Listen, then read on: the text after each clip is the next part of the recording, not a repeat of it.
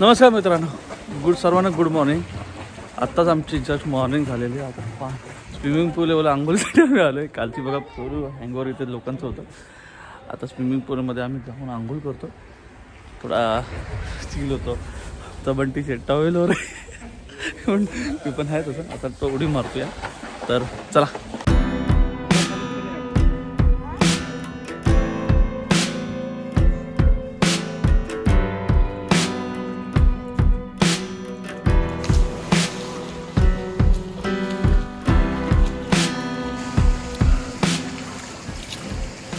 पाणी बघा थंड आहे।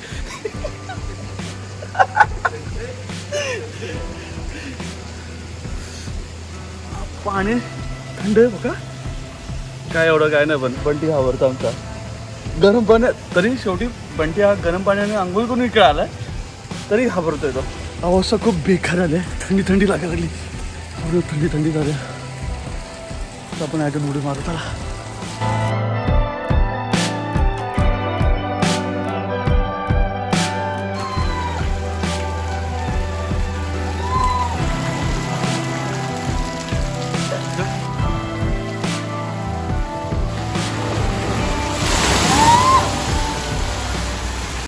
मित्रांनो, स्विमिंग करून झालेली आहे। बंटी आजोकापर्यंत आलाच नाही।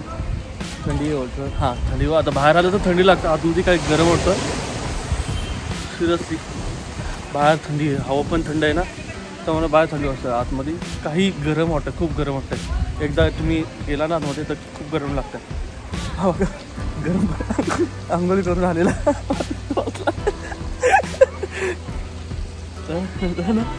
जातो आता गरम पाणी आंघोळ करतो, मग आम्ही निघणार। कुठे जायचं होतं? प्राचीन कोकण बघायला। प्राचीन कोकण बघायला जायचं आहे। तिथे आपले 12 बलुतेदार आहेत, त्यांच्याबद्दल थोडी माहिती आहे, ती आपण माहिती घेणार। म्हणजे त्या काळातले खेडे कशी होते, त्या काळातली संस्कृती कशी होती, ती तिथे आहे। तो आपण ते बघायला जाणार आहोत। त्याच्यानंतर आपण तारकर्लीला जाणार। मित्रांनो, आता आम्ही रेडी झालो, आता निघतोय। तर प्राचीन कोकण म्युझियम बघायला जातो, आपण म्युझियम बघायला जाणार आहोत। तर निघालो आहे आमची गाडी, तर जातो, मग तिथून जायचं आपलं डायरेक्टली मालवणला। तर चला जाऊया आपण बघायला।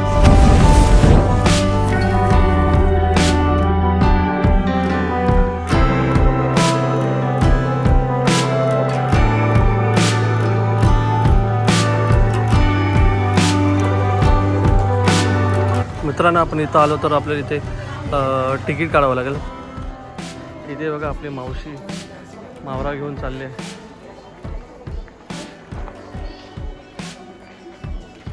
मावशी मावरा घेऊन चालले आणि हा नाकवा, त्या नाकवाच्या आता पाक बी काय दिलाच नाही वाटतं। नाकवाची मूठ भारी आहे। तर आपल्याला आत एंट्री करायचं आहे, आपण एंट्री फी काढूया इथं 50 रुपयाचं, आणि मग आपण आतमध्ये एंट्री करूया। हॅलो गाईज, आपलं स्वागत आहे आपल्या नवीन एका व्हिडिओमध्ये। आज आपला next day I mean second day, आणि आज आपण व्हिजिट देण्यासाठी आलेलो आहोत प्राचीन कोकणमध्ये, आणि हे गणपतीपुळेमध्येच आहे प्लेस। सो तुम्ही पण नक्की या आणि बघूया। आपण आज जाऊन एक्सप्लोअर करणारच आहोत। त्याआधी आपण तुम्ही मागे बघताय हे त्यांचं तिकीट काउंटर आहे, तिकडून आपल्याला तिकीट घ्यायचं आहे, ते घेत आहेत तिकीट। त्यानंतर मग आपण आज जाणार आहोत, एंट्री करणार आहोत। सो हे बघून झाल्यानंतर मग आपण तारकर्लीकडे जाणार आहोत। मित्रांनो, आता आपण स्टार्ट करतोय। कॉलेजला कधी आयडी घातला असेल, पण इथे आयडी लागतो। आयडी जाऊया, बघूया आता, चेक करूया, चला।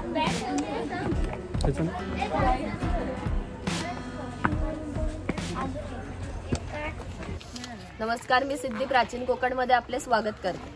कोकण टुरिझम डेव्हलपमेंट आणि रिसर्च सेंटर ही आमची संस्था आहे, आणि या ठिकाणी आम्ही पर्यटनातून रोजगार निर्मिती हा विषय घेऊन येथे काम करत। याला पिंपळपार या कारणाने म्हणतात, कारण त्याच्या भोवती जो कट्टा बांधलेला आहे याला कोकणी भाषेमध्ये पार म्हणतात। हा पार सुमारे 400 वर्षापूर्वी बांधलेला। जेव्हा पार बांधला गेला तेव्हा इथे पिंपळाचे रोप लावण्यात आले, म्हणजे हा पिंपळ सुद्धा 400 वर्षापूर्वीचा जुना आहे। मित्र, इथे तुम्हाला प्रत्येक वनस्पतीचे असे बोर्ड लावलेले आहेत। इथं कोणती कोणती वनस्पती, कोणते कोणते झाड आहे त्याची तुम्हाला माहिती भेटेल, तुम्हाला इथे बघायला भेटेल। आणि ती वनस्पती कशासाठी यूज केली जाते, तिचे औषधी उपचार काय, त्यासाठी तुम्हाला हे फायदेशीर आहे। तर ते तुम्हाला हळूहळू पुढे दिसेलच।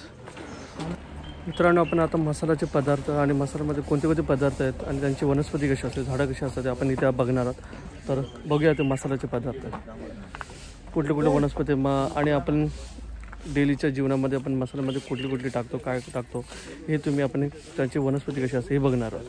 मित्रांनो, हा लवंग हे मसाल्याचे पदार्थ त्याला एक लवंग हा बघू शकतो आपण. लवंगचा काय उपयोग आहे ते तुम्हाला बोर्डमध्ये दिसेलच.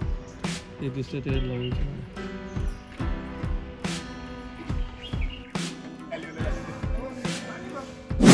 जायफळ. जायफळचं झाड आहे. सर्व झाडं छोटी छोटी आहेत. ही वनस्पती घेतलेली असते.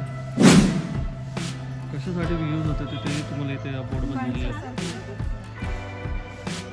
मित्रांनो, हा कोकमचं झाड आहे, पण ते झाड आपल्याला बघायला नाही का, ते दुसरीच कोकमची पानं होईल थोडी वेगळी आहेत. दिसणार नाही, कारण हे दोन झाडं नाही झाले त्यामुळे कोकमचे झाड खूप उंच गेलं. त्यामुळे त्याची पानं कशी झाडं ते बघायला भेटणार नाही.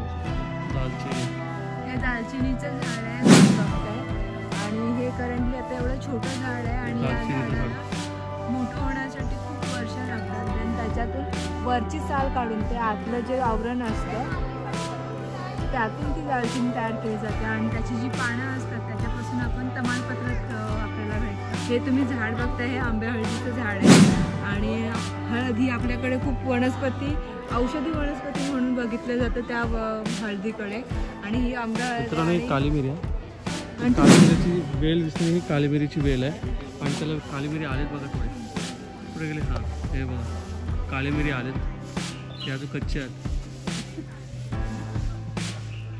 ही वेल दिसते, ही वेल आहे काली मिरीची वेल आहे. तिची पानं असं खायची पानं आणि तिची पानं थोडी असतो, पण हा थोडा ब्रॉड असतो. कारण वेलची, हा वेलचीचा झाड आहे. तर पानाचा तोडून जर असं थोडंसं घेतला ना आणि स्मेल घेतली ना, पूर्ण वेलचीची स्मेल येते याला. मित्रांनो, तिथे 12 बलुतेदार यांची तुम्हाला सर्व माहिती, त्यांची परंपरा आणि 12 बलुतेदार म्हणजे काय होते हे तुम्हाला आता याच्या व्हिडिओमध्ये बघायला भेटेल. पूर्वीच्या काली अशी शिकार करून नेत होते. आता पण नेतो आम्ही. तेवढं काय, ती माडी सेंटर ताडीवाला. हा बघा ताडीवाला, माडीवाला. पूर्वी धार्मिक संस्था गाव नियंत्रित करीत असे. गावातील सर्व गावकरी येथे एकत्र येत असे. जर गावात 2 व्यक्तींची भांडणे झाली तर संपूर्ण गाव येथे एकत्र येऊन गाव प्रमुख त्यांच्यासमोर न्यायदान करीत असे. आणखी एक महत्त्वाचे वैशिष्ट्य म्हणजे जगभर अशी प्रथा आहे की प्रत्येक जाती धर्माचे लोक आपापल्या देवाकडे जातात आणि देवाचे दर्शन घेतात. आम्ही कोकणी माणसं सुद्धा वर्षभर देवळात जाऊन देवाचे दर्शन घेतो. पण आमच्याकडे जेव्हा शिमग्याचा सण येतो तेव्हा हा देव या पालखीमध्ये बसवून प्रत्येकाच्या घरोघरी नेला जातो. म्हणजे कोकणी माणूस आणि देव यांचं नातं इतक्या जवळचं आहे की आमचं एकमेकांकडे येणं जाणं असतं. या देवीचं नाव वाघजाई आहे. आम्ही हे नाव जाणीवपूर्वक ठेवले, कारण असं म्हणतात की ज्या निसर्गामध्ये वाघ आहे तो निसर्ग समृद्ध असतो. 500 वर्षापूर्वीचा निसर्ग सुद्धा असाच समृद्ध होता. त्याला आमच्या भावविश्वामध्ये दैवत्वाचं स्थान आहे. आम्ही कोकणी माणसं वड, पिंपळ, नाग, साप यांची पूजा करतो. म्हणजे आम्ही निसर्ग पूजक माणसे आहोत. म्हणून आमच्या देवीचं नाव सुद्धा प्रत्यक्ष निसर्गाशी संबंधित असंच ठेवलं आहे, वाघजाई. असं म्हणतात की कोकणात भरपूर पिकं असतात, तर कोकणवासियांची अशी श्रद्धा आहे की हा देव त्यांच्यावरती नियंत्रण ठेवतो. म्हणून शिमग्याच्या वेळेला याला गाऱ्हाणे घातले जाते, तसेच पशुबळी सुद्धा दिले जातात. आणि हे वीरगळ आहे, वीर प्राप्ती लोकांचे प्रतीक चिन्ह मानलं जातं. इथे कडक लक्ष्मी दाखवली. पोतराज लोक असतात ना, स्वतःला चापकाने मारून घेतात, ते लोक खेळ करण्यासाठी गावामध्ये येत असत. ते इथे दाखवले. हा पोतराज असतो ना, हा संक्रांतीच्या आधी येतो आणि लोकांना संदेश द्यायचा. आता सुद्धा आमच्या गावामध्ये असा येतो आणि प्रत्येक वेळेला संक्रांतीचे महत्त्व सांगत असतो, पण ते त्याच्या भाषेमध्ये सांगतो. तर हा असा पोतराज असतो. तर आपण दुसरं बघूया आता. 12 पद्धती अस्तित्वात होती. म्हणजे नाभिक, सुतार, कासार हे लोकांच्या घरोघरी जाऊन सेवा करत असत. त्या बदल्यात त्यांना पैसे नव्हे तर केवळ धान्य मिळत असत. म्हणजे एका नाभिकाला एका कुटुंबातील पुरुषाचे घरी जाऊन केस दाढी करण्याचे वर्षभरासाठी 4 पायली म्हणजे आताचे 8 किलो धान्य मिळत असे. आणि एवढ्या अल्प मोबदल्यामध्ये हे लोक समाजाची सेवा करत असत. आमच्या नाभिकाविषयी आणखी थोडं मजेशीर वर्णन आमच्या लोकसाहित्यामध्ये आढळतं. असं म्हणतात की गावातील प्रत्येक गोष्ट ही नाभिकाला माहीत असते. आणि नाभिकाला माहीत असलेली गोष्ट ही गावभर होती. आता तुम्ही आलात, ही गोष्ट ज्या अर्थी आमच्या नाभिकाला समजली त्या अर्थी ती आमच्या संपूर्ण गावाला समजली. आमचं सगळं गाव तुमच्या स्वागतासाठी उत्सुक आहे. प्रथेप्रमाणे आपण आधी खोतांच्या घरी जाऊ आणि मग गावामध्ये फेरफटका मारू. म्हणजे कॉमेडी ऍक्टर हो. कलीचा नारद मुनी खोत पाटील खोत आहेत. राजाचा गावातील थेट प्रतिनिधी म्हणजे खोत. धार्मिक आणि राजकीय बाबतीत पहिला मान खोतांचा असेल. खोत हे गावचे प्रमुख असे. गावात न्यायदान करणे, महसूल गोळा करणे, कायदा आणि सुव्यवस्था सांभाळणे ही कामे खोतांची असे. खोतांची बायको आहे. कोकणी स्त्रिया या सुंदरही होत्या आणि शूरही होत्या, परंतु त्यांना स्वातंत्र्य नव्हते. माझघराचा उंबरठा त्यांच्यासाठी मर्यादा होती. ते खोतांची 2 मुले आहेत. ती आपला परंपरागत खेळ सोंगटा खेळत आहेत. हा खेळ महाभारतामध्ये धर्मराज आणि दुर्योधन यांच्यामध्ये द्यूत नावाने खेळला गेला. घराची रचना पहा. खोजा उंचवट्यावरती बसले आहेत, त्याला ओटी असे म्हणतात. गावातील मान्यवर लोक ओटीवर बसत. ही समोर आहे ती पडवी, सर्वसामान्यांनी पडवीला बसायची. खोतांच्या उजव्या बाजूला असायचे देवघर, डाव्या बाजूला स्वयंपाकघर. खोतांच्या मागच्या बाजूला माझघर म्हणजे पूर्वीची बेडरूम. घराचे छप्पर पहा. वरती छोटे छप्पर आहे, मध्ये गॅप आहे, त्याखाली मोठे छप्पर आहे. कोकणामध्ये उष्णता फार असते, त्यामुळे घरातील उष्ण हवा गॅप मधून बाहेर जाते. बाहेरील थंड हवा तिची जागा घेते, त्यामुळे घरातील वातावरण थंड राहते. घरासमोर अंगण आहे, अंगणामध्ये तुळस आहे. अंगण हे कोकणी घराचं वैशिष्ट्य आहे. तुम्हाला एकही कोकणी घर असं दिसणार नाही त्या घरापुढे अंगण नाही किंवा तुळस नाही. हे सुपारी फोडाचे हत्यार, कट्यार म्हणजे सर्व येते. लिखण्याचे आहेत, टंकलिखीचे पेन, सर्व काही आहे त्याच्यामध्ये. हा शेतकरी आहे. याचं गवताचं घर आणि याच्या अपुऱ्या कपड्यावर जाऊ नका. हा आमच्या गावातील एक महत्वाचा उत्पादक घटक होता. पूर्वी त्याचं घर जसं असायचं अगदी तसं घर आम्ही इथे उभारले. समोर जी चूल दिसते हिला पिरसा म्हणतात. ही सतत पेटती ठेवली जायची, कारण पूर्वी लायटर किंवा माचीस नव्हती. ही खोयनी आहे. हिचा वापर मासे पकडण्यासाठी केला जायचा. हिला वरती वेलीने बांधून ही पाण्यात ठेवली जाते. हिच्या अंतर्गत रचना अशी आहे की एकदा आत गेलेला मासा पुन्हा बाहेर पडू शकत नाही. तिथे शेणाने सरवलेली टोपली आहे, तिला कणगी म्हणतात. तिचा वापर धान्य साठवण्यासाठी केला जातो. ही शेतकऱ्याची बायको आहे. ती शेतकऱ्याची मुलगी आहे. इथे पाळणा आहे. तो पाळणा शेतकऱ्याच्या घरात कायमस्वरूपी टांगून ठेवला, कारण आमच्या शेतकऱ्याच्या घरी दरवर्षी पाळणा हलत असे. प्रत्येक शेतकऱ्याला 8 ते 10 मुले असत. थोडक्यातच पूर्वीच्या काळी एकत्र कुटुंब पद्धती अस्तित्वात होती. हे उचल आहे. याचा वापर कपडे सुकत घालण्यासाठी केला जात असे आणि ते कोकणातील गौरी गणपतीचा सण दाखवला आहे. मातीशी संबंधित सर्व कामे कुंभार करीत असे. म्हणजे गणपतीचे दिवस आले की लाल मातीचे गणपती तयार करणे, उन्हाळा आला की मातीची मडकी तयार करणे, दिवाळीच्या वेळेला पणत्या तयार करून प्रत्येकाच्या घरोघरी नेऊन पोचवण्याचे काम कुंभार करीत असे. एखाद्याचं घर बांधायचं असेल तर तो त्याच्या घरी जाऊन कौले तयार करून देत असे. हे सफेद रंगाचे मडके दिसते, माडी काढायचे मडके. कोकणामध्ये नारळाची झाडे भरपूर प्रमाणात आहेत. त्यांना नारळ येण्यापूर्वी पोई येते. त्या पोईला आडवा काप दिला जातो. बाजूने विशिष्ट प्रकारचा झाडपाला लावला जातो. तो पाला आतील माडी शोषून घेतो आणि थेंब थेंब गळणारी माडी मडके वरचेवर लावून त्यामध्ये साठवली जाते. काळाच्या ओघात 12 बलुतेदारांचे व्यवसाय नष्ट होत चालले, परंतु माडी काढण्याचा व्यवसाय अजूनही व्यवस्थित चालू आहे. हा वाणी आहे. सौल, राजापूर, दाभोळ या कोकणातील बंदरांना 5000 वर्षापूर्वीचा इतिहास आहे. या बंदरांमधूनच भारतीय व्यापाऱ्यांनी पूर्ण जगाशी व्यापार केला. तिथून निर्यात होणाऱ्या वस्तूंमध्ये हस्तकौशल्याच्या वस्तू, कलम, कापड, हस्तिदंती वस्तू, शंख, शिंपले इत्यादी वस्तूंची निर्यात वाणी करत असे. त्या बदल्यात संपूर्ण जगभरातून भारतामध्ये सोने येत असे. म्हणजे भारताने जे सुवर्ण युग अनुभवले त्याची प्रवेशद्वारे ही कोकणची बंदरे होती. हा सुतार आहे. सुताराचे खरे काम आहे शेतकऱ्याला लागणारी लाकडी अवजारे बनवून देणे. हा सावंतवाडीचा सुतार आहे. सावंतवाडीतील लोकांचे लाकडावरील कोरीव काम जगप्रसिद्ध आहे. त्यांच्या काही हस्तकौशल्याच्या वस्तू तुम्हाला आमच्या हस्तकला विक्री केंद्रामध्ये पाहायला मिळेल. मित्रांनो, 12 बलुतेदारांची माहिती या ताईने दिली. ताई, तुमचं नाव काय? त्या ताईने चांगले 12 बलुतेदार पद्धतीने, म्हणजे तुम्हाला माहिती असं शिवाजी महाराजांच्या काळात 12 बलुतेदार होते, त्यांची काय परंपरा आहे, त्यांची काय माहिती आहे, हे तुम्हाला या ताईने चांगल्या प्रकारे सांगितलं. तर ताई, तुमचे आभार. थँक्यू. शॉपिंगसाठी स्टॉल लावलेले आहेत ते बघूयात. चला, हे जे शॉपिंगसाठी स्टॉल लावलेले आहेत ह्या लाकडी बांगड्या आहेत आणि वेगवेगळ्या प्रकारचे हातात घालण्यासाठी ब्रेसलेट, गळ्यासाठी माळ, लाकडी वस्तू आहेत ह्या, कलिता पळी वगैरे बघू शकता. हे काय आहे? वेगवेगळ्या प्रकारचे मसाले वगैरे इथे बघायला भेटतात आपल्याला. आणि कोकणी मेवा आहे स्पेशली. आता इथं नाश्ता करतो, मग आम्ही नेतो तारकर्लीला. तारकर्ली बीच ना, तारकर्ली बीच. मग त्याच्यानंतर मालवणच्या पुढे, त्याच्यानंतर मालवण, मग दुसऱ्या दिवशी तिसऱ्या दिवशी परतीचा प्रवास. बघूया जर जमलं तर महाबळेश्वर पण करायचा प्लॅन आहे. तर आजपर्यंत काय नाही. हे बघा गडी हेअरस्टाईल मस्त होते ना, मी स्वतःहून बनवले. प्लीज कोणाला हवे असतील हेअरस्टाईल करून तर मला कॉलकडे कॉन्टॅक्ट करा प्लीज.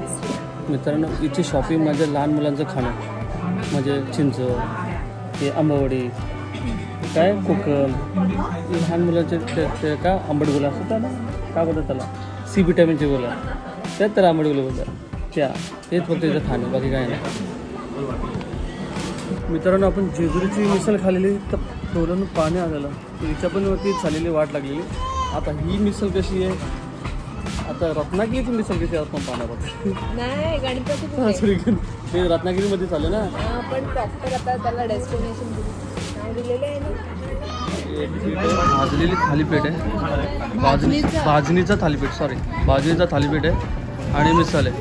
सो बघूया आता कसे लागतात. हे पहिल्यांदा काहीतरी वेगळं आहे. मोदक आपण ट्राय करतो, पण इकडची स्पेशालिटी आहे या इथली लोणी दिलं आहे त्यांनी सोबत. लोणी आहे, हां ठीक आहे, पण ट्राय करून बघूया.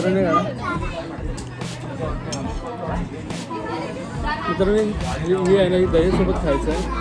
आणि ही सेम ना आपल्याकडे आमच्याकडे असं लग्नामध्ये करतो ते वडे, असं सेम त्याच्यासारखी टेस्ट आहे. भोगाचे वडे सेम त्याच्यासारखी टेस्ट आहे. सो बघूया.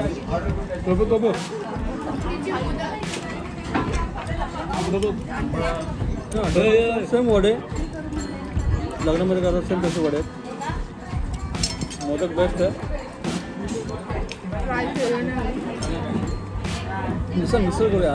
मला तिकट आहे बरोबर. मिसळ करतो.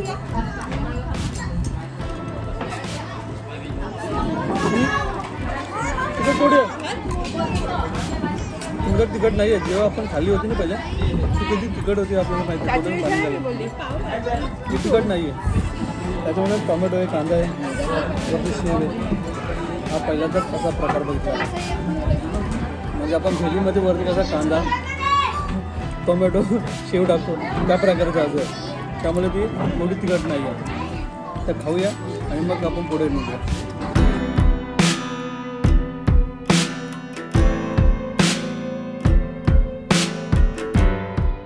मित्रांनो, आता नाश्ता सगळं झाला. आम्ही आता निघतोय.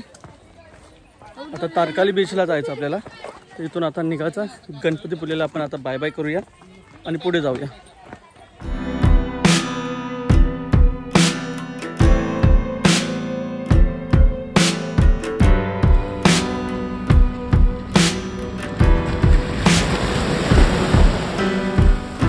नमस्कार मित्रांनो, आता आपण मालवणला पोहोचलोस.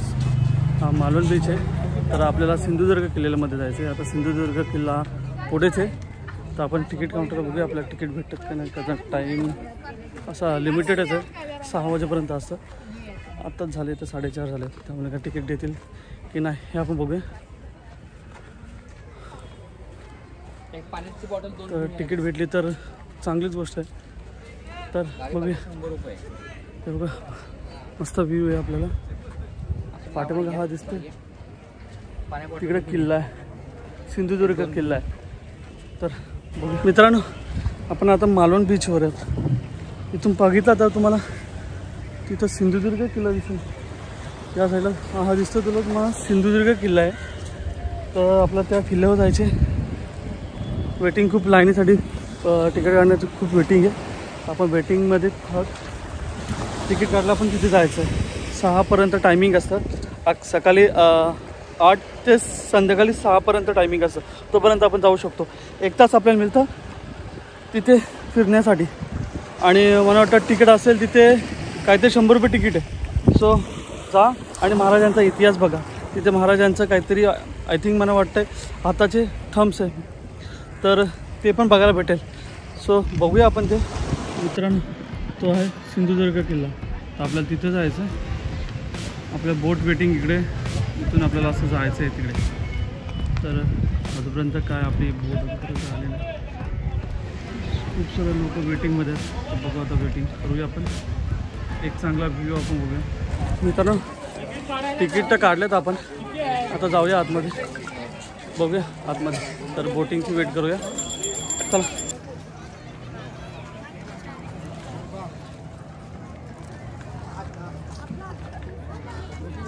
मित्रांनो आता इथे पण लाईन आहे आतमध्ये जायसाठी, तर थांबूया आपण. मित्रांनो तर पुन्हा आम्ही इथं लाईनमध्ये आहेत बोटिंगमध्ये जाण्यासाठी. ओके व्ह्यू तर मस्त आहे. मला दाखवा एक छोटासा व्ह्यू.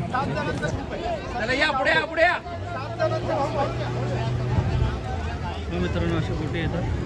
अशा बोटीमध्ये आपल्याला किल्ल्याकडे निघाले बघा. किल्ल्याकडे ही बोट निघाली आता किल्ल्याकडे. तर आपण बघू शकतो कसं आपल्याला जायचं. मित्रांनो आम्ही जॅकेट आता घातला आहे. आता फक्त वेटिंग करायचं आहे बोटची. तिकीटसुद्धा आपल्याकडे. तर बोटची वेटिंग करू आणि मग जाऊया.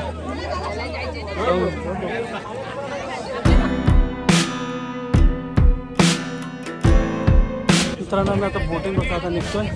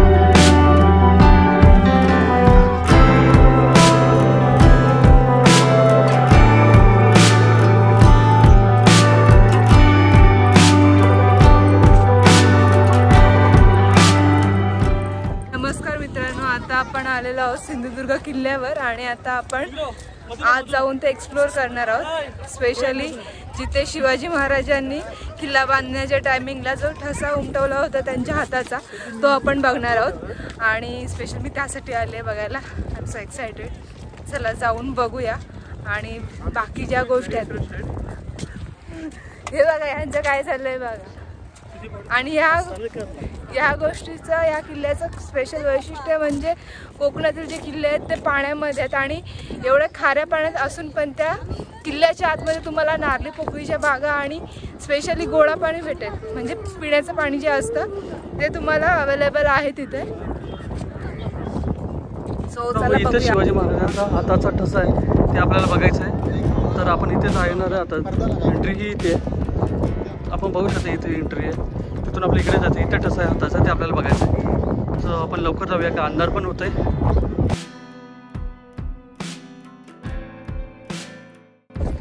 मित्रांनो आपल्या किल्ला कव्हर करता येणार नाही आहे. आता जेवढं शक्य आहे तेवढं आपण करूया का. आपल्या इथे यायलाच उशीर खूप झाला आहे आणि त्याच्यामध्ये अंधार पण पडत चाललं.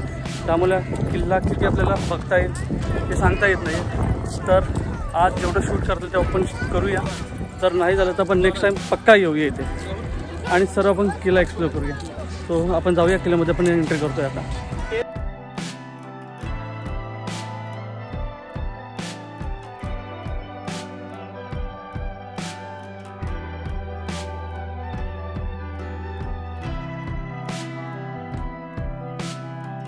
मित्रांनो दरवाजा बघितला तर हा बघा किती आतमध्ये आहे. कारण बाहेरून बघितला दरवाजा कोणत्या दिशेला हे दिसून येईल, असं तुला दिसून येईल म्हणून यासाठी बघा पूर्ण दरवाजा किती आतमध्ये. हा मेन दरवाजा आहे किल्ल्याचा. तर बघितला तर आपण असं गोल रिंगसारखी आहे, त्यामुळे दरवाजा हा झाकून जातो. आणि हा हनुमानचं मंदिर आहे, दक्षिणमुखी हा हनुमान मंदिर आहे. किल्ल्यामध्ये एंट्री करत आहोत. किल्ल्यावरची बघा तोफ आहे, निकामी झालेली तोफ आहे.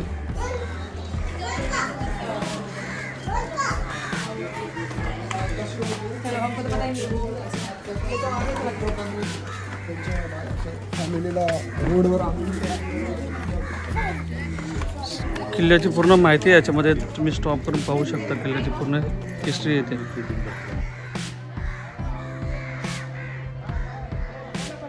तर किल्ल्याच्या बुरुजावर पण चढूया, तिथून बघूया. कारण पूर्ण आपला किल्ला आहे बघायला मिळणार नाही आहे. तर जेवढं जे मेन आहे ते आपण आज थोडे करणारच. अरे बोराची झाडं बघा, बोरं पण आले कसे मस्त कच्चे बोरं. किल्ल्याची तटबंदी बघा किती मजबूत आहे. तटबंदी तुम्ही बघितलं असाल, हा मेन एंट्रीज आहे. किल्ल्याची पूर्ण अशी अवस्था बेकार झालेली आहे. कुठेतरी तटबंदी पडलेली आहे, कुठेतरी झाडे आले आहेत. सरकार आपल्या पुरातन खात्यात कधी लक्ष देणार काय समजत नाही. असं कोणता महाराजांचा गट असा साबूत व्यवस्थित नाही आहे. सर्वांची त्यांनी अवस्था करून ठेवलेली आहे.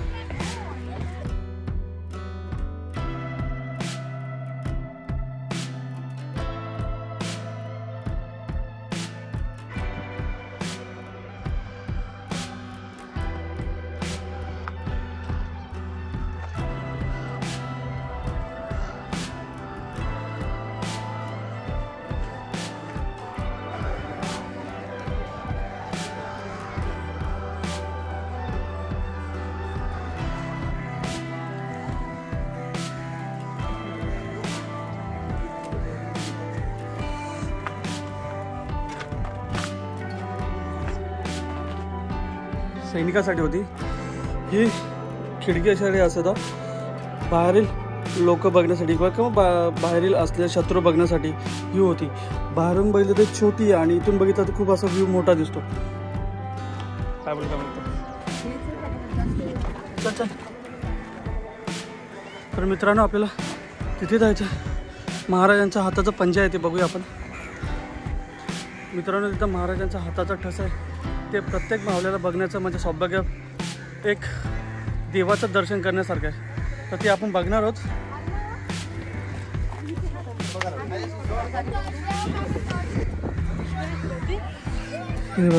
महाराजांच्या हाताचा ठसा आहे.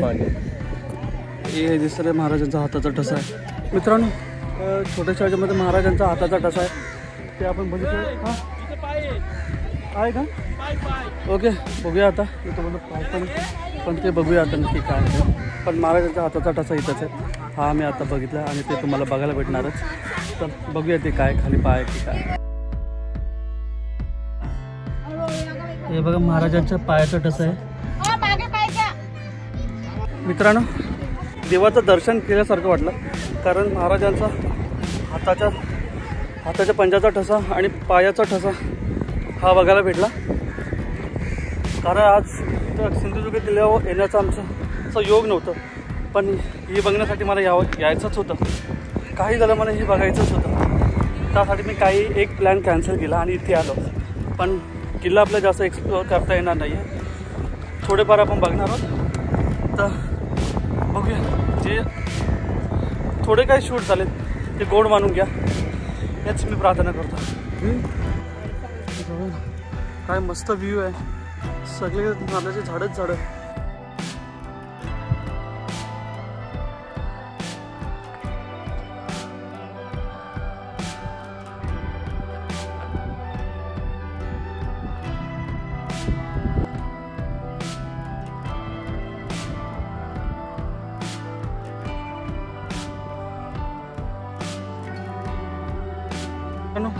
हे तुम्हाला दिसतंय त्या कालीन मशाल इथं अडकवण्यासाठी असायचा.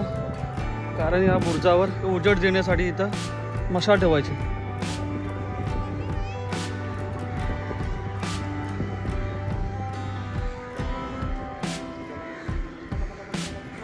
मित्रांनो खूप अंधार झाला. आता थोडी क्लिअरिटी तुम्हाला अशी डल दिसते. त्यामुळे आपण आज शूट आता इथं थांबूया आणि आपण खाली जाऊया.